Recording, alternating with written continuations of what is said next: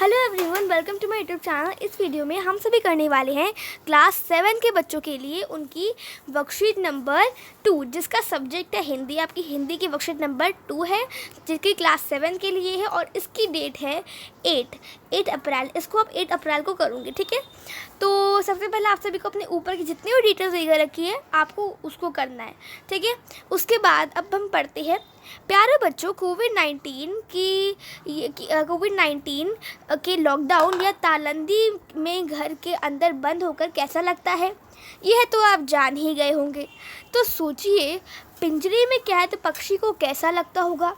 आइए इसी बारे में जानते हुए कविता हम पंछी उन्मुख गगन के का दूसरा भाग पढ़ते हैं। यह कविता शिव मंगल सिंह सुमन द्वारा रचित है। तो अब बोला है कि प्यारे बच्चों, जैसे कि कोविड-19 चल रहा है अभी, ठीक है। जब उसका लॉकडाउन अभी तो नहीं है, लेकिन फिलहाल आपको घर से भी नहीं निकलना चाहिए, तो ये लॉकडाउन नहीं मान सकते हैं। तो ये लॉकडाउन है और अब घर में क्या है, आप अपने घर में ताला की तरह, मतलब घर में ताला लगा दो, इस तरह से बंद हो रखे हैं, ठीक है। तो कैसा लगता है आपको जब अपने घर में बंद हो रखे हैं, तो आपका स्कूल में आना जाना नहीं हो रहा। तो ये तो आप जाने गए होंगे, हम बिल्कुल भी अच्छा नहीं लग रहा कि हम स्कूल नहीं जा रहे हैं, हम दोस्तों की याद आ रही है, तो बिल्कुल अच्छा नहीं लग रहा। तो सोचिए कि जो पक्षी पिंजरे में कैद होता है, उसको कैसा लगता होगा। वो भी तो आपकी तरह कैद है अपने पिंजरे में, और आप अपने घर में कैद है। तो आइए इस बारे में जानते हुए हम पंछी उन्मुख गगन का जो कविता है हमारी, उसका दूसरा भाग पढ़ेंगे। पिछली वर्कशीट में हमने इसका पहला भाग पढ़ा था, अब हम इसका दूसरा भाग पढ़ने वाले हैं। तो ये कविता शिव मंगल सिंह सुमन जी ने लिखी है, ठीक है, उनके द्वारा रचित की गई है। तो पढ़ते हैं। स्वर्ण श्रृंखला के बंधन में अपनी गति उड़ान सब भूले। तो इसका मतलब है कि जो स्वर्ण श्रृंखला, यानी कि स्वर्ण मतलब जो श्रृंखला, जो उसकी तीलियाँ होती है ना, श्रृंखला मतलब एक लाइन में कुछ भी कतार जैसा, वो तो पिंजरे में एक ही लाइन में सारी डंडी, उसकी तारें जो होती है, तीलियाँ, वो लगी होती है। तो वो स्वर्ण मतलब कि सोना, यानी कि जो सोने की तीलियाँ है, उसके बंधन में हम सब अपनी गति उड़ान, मतलब हमने पिंजरे में कैद है, हम उड़ना चाहते लेकिन हम उड़ नहीं सकते। तो अभी तक हमारे उड़ने की प्रैक्टिस ही नहीं हो पाई है, तो हम अपनी गति, यानी कि जो उड़ने की गति है हमारी, हम वो भूल गए। अपनी उड़ान हम कैसे उड़ते थे वो भी भूल गए हैं, क्योंकि अभी तुम कैद है पिंजरे में, ठीक है। फिर बस सपनों में देख रही हैं तरु की फुनगी पर के झूले। अब जो सपने में देख रहे हैं हम, जो तरु की फुनगी मतलब जो पेड़ होता है ना, उसके ऊपर जो उसका सबसे ऊपर जो होता है ना, जो कच्चा पत्ता होता है, मतलब कि पत्ता जो थोड़ा नया नया होता है, तो उस पर आप बैठोगे ना, पंछी बैठते हैं तो वो हिलता रहता है झूले की तरह। तो अब हम सपनों में देख रहे हैं कि हम जो फुनगी होती है उस पर झूल रहे हैं, क्योंकि अभी तो पिंजरे में कैद है और हम तरु की फुनगी के पास जा नहीं पा रहे झूलने। तो इसलिए वो अपनी जो दुखी है, जो अपना दुख की बात है वो बता रहे हैं पंछी में।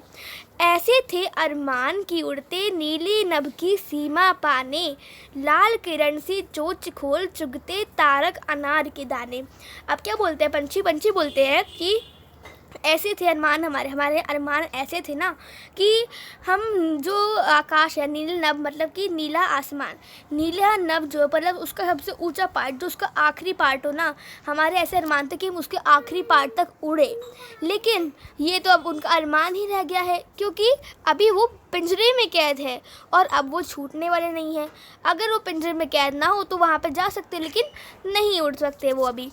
फिर वो कहते हैं कि लाल किरण से, मतलब जो उनकी चोंच है ना, उसमें क्या करते हैं, जो सूरज होता है उसकी जो लाल किरण होती है ना, उसको अपनी चोंच में ले लेते हैं और जो तारक अनार के दाने उसको चुगते हैं, ठीक है। तो ये बता रखा उन्होंने कि हम ऐसे सोचते थे कि हम ऐसा करेंगे, ठीक है। फिर अब इसका भावार्थ कैसे लिखेंगे। भावार्थ है इसका, कवि कहते हैं कि पक्षी सूर्य की जंजीरों से बंधन में पड़ कर अपनी चाल और उड़ने का ढंग सब भूल जाते हैं।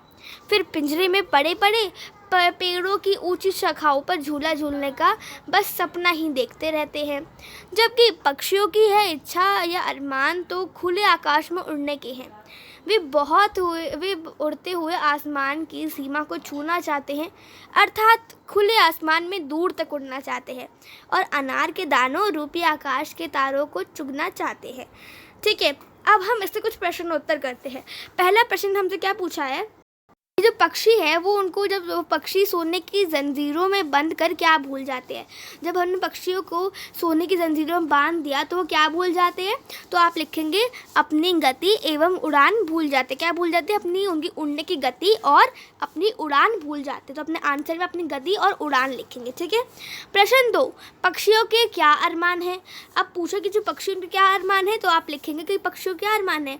हमने पढ़ा भी था उनके क्या अरमान है। उन्होंने बताया कि नीले ऐसे थे अरमान कि उड़ते नीले नभ की सीमा पाने, लाल किरण से चोंच खोल चुगते तारा कनार के दाने।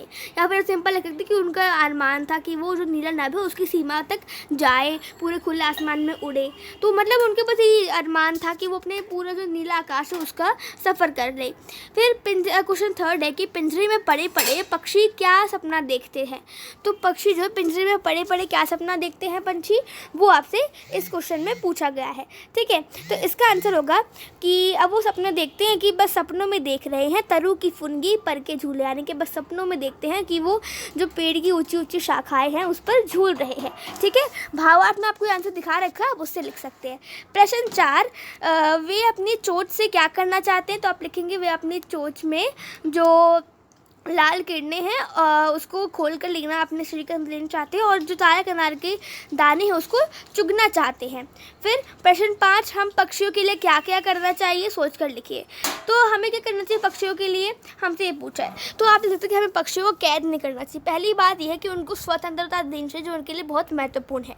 दूसरी बात, हमें छत पर जैसे उनके लिए दाना पानी ये सब रखना चाहिए, जैसे कि पंछी आए और वो अपना पेट भर सके, भूखे प्यासे ना मर जाए। और पंछियों की जो भी हम कर सकते हैं वो हमें करनी चाहिए। तो मैंने 2 पॉइंट्स बता दिए, आप इन 2 पॉइंट्स को जरूर लिखेगा। तो वर्कशीट हमारी खत्म हो जाती है। होपफुली वीडियो पसंद आएगी, लाइक करिए, शेयर करिए, चैनल को सब्सक्राइब करके बेल आइकन को दबा दीजिए। मिलते हैं अगली वीडियो में, तब तक के लिए bye bye, see you next time, stay home, stay safe, thanks for watching, have a nice day.